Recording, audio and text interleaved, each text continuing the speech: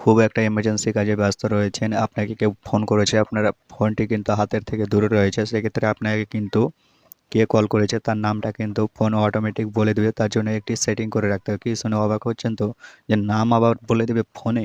হ্যাঁ বন্ধুরা, তার জন্য আপনাকে একটি সেটিং করে রাখতে হবে। ছোট্ট একটি ভিডিও, 1 থেকে 1.5 মিনিটের ভিডিও।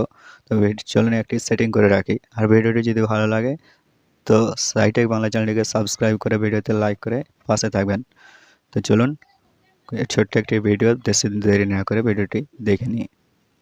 আমরা সেটিংটি করার জন্য কলবারে চলে যাব। কলবারে আসার পর ওপরে দেখুন যে সেটিং আইকন না 3টি 3 ডট রয়েছে। 3 ডটে টাচ করব।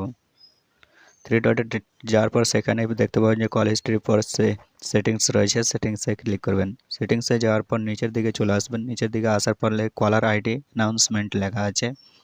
কলার আইডি অ্যানাউন্সমেন্টে আপনি ক্লিক করবেন। এখানে কলার সাইডে অ্যানাউন্সমেন্টে যাওয়ার পর ওখানেই দেখুন আবার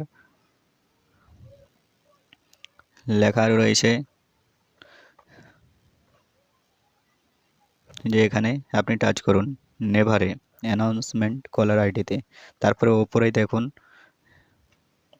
এখানে আপনি টাচ করুন, অলওয়েজে ক্লিক করবেন।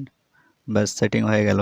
এরপরে আপনাকে যে যখনই ফোন করবে তার নামটা কিন্তু অটোমেটিকভাবে বলে দেবে। বন্ধুরা, ছোট একটি ভিডিও, চ্যানেলটি সাবস্ক্রাইব করে আমার সঙ্গে থাকুন। আমি তজিবুর শেষ করছি আজকের ভিডিও। দেখা হচ্ছে পরের ভিডিওতে। ধন্যবাদ।